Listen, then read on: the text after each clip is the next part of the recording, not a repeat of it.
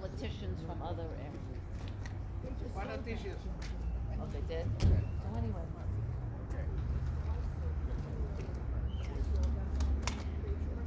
Liam McCabe, that's LIAM-MCCAB. Why we're here we are, and everybody can kind of get in it, gather around behind me.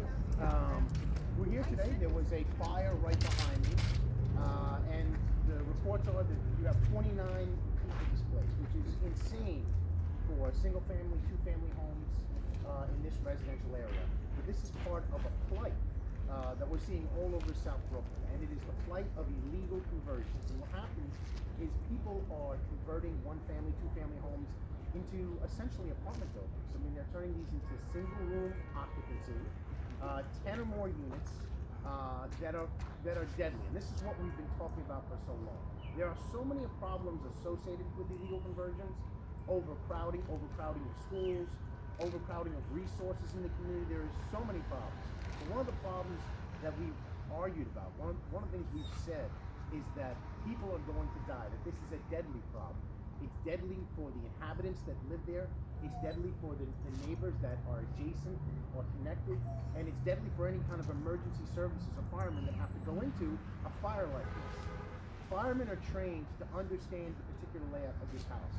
When an illegal conversion takes place, they redraw the entire makeup of the house. This is literally a death trap. So we're here today to say no to these death traps. So that's one of the reasons why we're here today. How many apartments? Well, we don't know exactly, and the house is burned down. I doubt that we're gonna find out. You know, that's one of the problems too. The problem is that it's so difficult for the government to find a wherewithal or to use the actual tools they have at their disposal to get into these structures and to investigate. And that's when we find out. We find out in the investigation process, because the landlords or the people that live there are instructed never to open the door. So it becomes a catch-22. People knock on the door, the Department of Buildings comes, knocks on the door, no one lets them in, we never find out. We only find out in horrific situations like this, where there's a fire, people die, or there's 29, or in some cases 30 or more people displaced. That's when we realize how many units or how many people are actually living in these structures. So you were calling on government to kind of step in and to provide more regulations to stop this? What do you want? Absolutely. Well, I think one of the things we want to do first and foremost is, look, there is legislation on the books, and Bob Desara can speak to that as well. This is some of the legislation that previous councilman members passed. You have Councilman Robert Holden, who's actually been pretty effective of it. He's a councilman out in Queens who's used the tools at his disposal. So government has certain tools. What I'm calling on is for our elected officials and for those agencies to kind of use the tools they have, so they can go in and investigate and enforce these laws if they want to. But the push is not there, and that's, I guess, where it becomes political. So the mayor recently has been talking about legalizing basement apartments, and the language there is basement apartments. And you know, you're parking to think of, you know, your grandmother who has a one-family home or a two-family home, and the basement is unoccupied, and you know you're going to turn it into sort of a studio. And I think people hear that say, oh, that'd be nice, you can make a little extra income. But that's really not what I think it is. I think that is code word for really dropping any kind of legality, so that we can pack 29 people into houses like this. And the reason also is political. It's because we have an affordable housing crisis. I recognize that, everyone recognizes that. But packing 29 people into a house, a deadly situation, is not the answer. It's not the answer for the people living there. It's not the answer for the people in this community whose property values decrease, who are living in danger of fire. So that's not the answer. But it is politics at the end of the day. That's the biggest problem, is to have to overcome that. So we're here today to kind of rally against that, to say no, we're not gonna take it. You said that you've seen it happening across South Brooklyn. How are people finding out about this? Is it just like neighbors seeing multiple people inside homes? How are people learning that this is happening? Yeah, well, great question. And Bob said, look, we're seeing it. We're seeing it with our own two eyes. How are people finding out?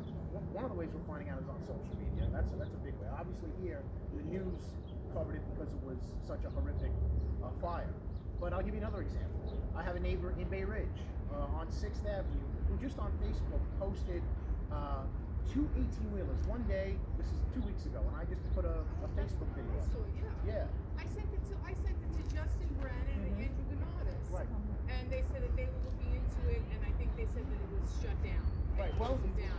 it was. So what happened was we came there, we did a Facebook video, and it was a 18-wheeler that showed up delivering merchandise. An 18-wheeler delivering merchandise into a one-family home that had been illegally converted into who knows what. A warehouse. Yeah. The second day, another 18-wheeler comes and delivers an 18-wheeler's worth of merchandise. And when we came by, you could see boxes stacked high. And this, you can see it on Facebook. It's on my Facebook at Liam McCabe.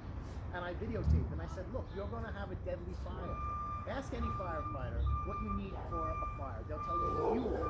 You cannot pack that amount of fuel, that amount of merchandise, that amount of warehousing material into a family home. It is deadly. And it's not only deadly for the people, it's deadly for the entire block.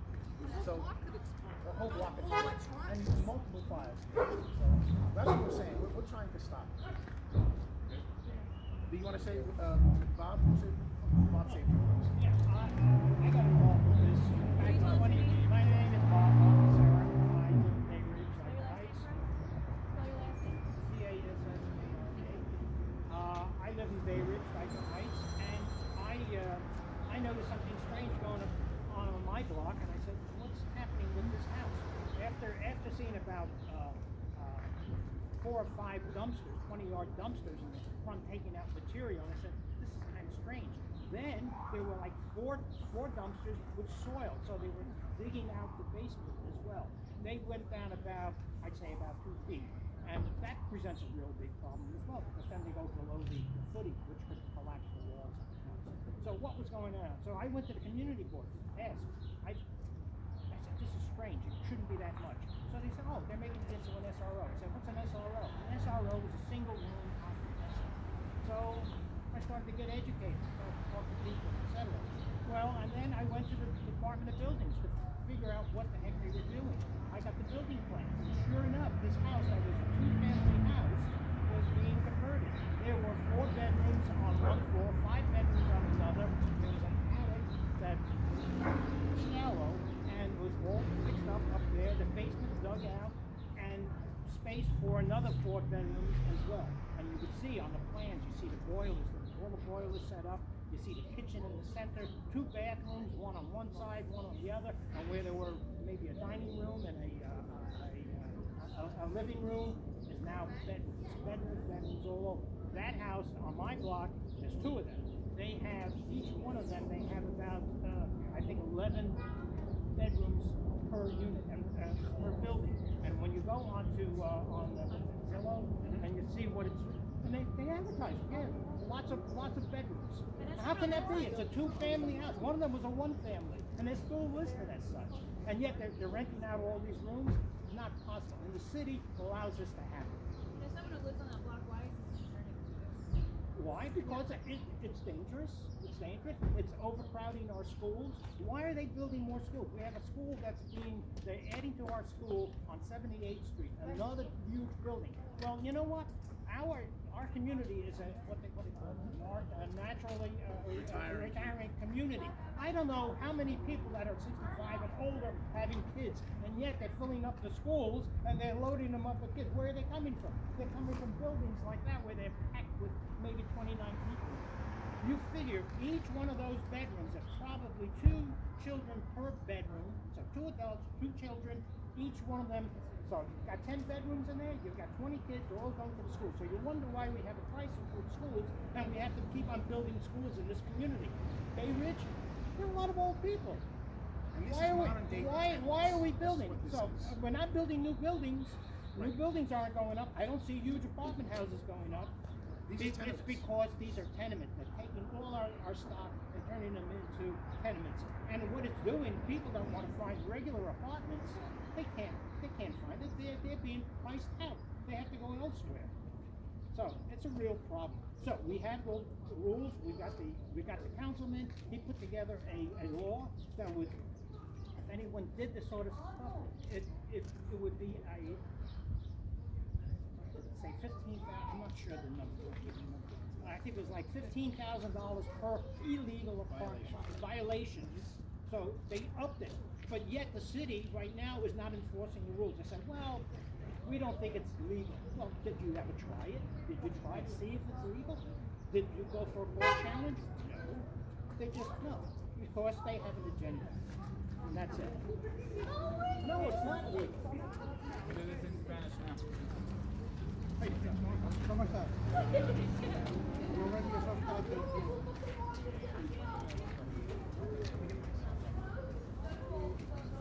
Por mucho tiempo atrás ya han estado hablando de este problema que tenemos en Rusia, illegal conversion, y él tiene mucha razón en lo que está diciendo. Yo la experiencia, tengo la misma experiencia en el blog donde yo vivo en Gravesend. Al frente de mi casa hay un tipo que subdividió el basement en 3 cuartos para rentar. Eso es ilegal. We have 2166 McDonald Avenue. El dueño de esa propiedad subdividió un apartamento donde iba a vivir una sola persona. Lo subdividió en 2 apartamentos pequeños. Yo he estado ahí, yo lo he visto, yo lo vi. Y un político de este vecindario, del vecindario nuestro, sabe quién es porque él sabe quién es. Por todos los lados donde vamos, es 3, 4, 5 personas viviendo en un cuarto. Yo hablo con mucha gente de la comunidad latinoamericana que vive alrededor de mi vecindario y todos están compartiendo un cuarto en un apartamento que me dice 7, 8, 10 personas. Yo no creo que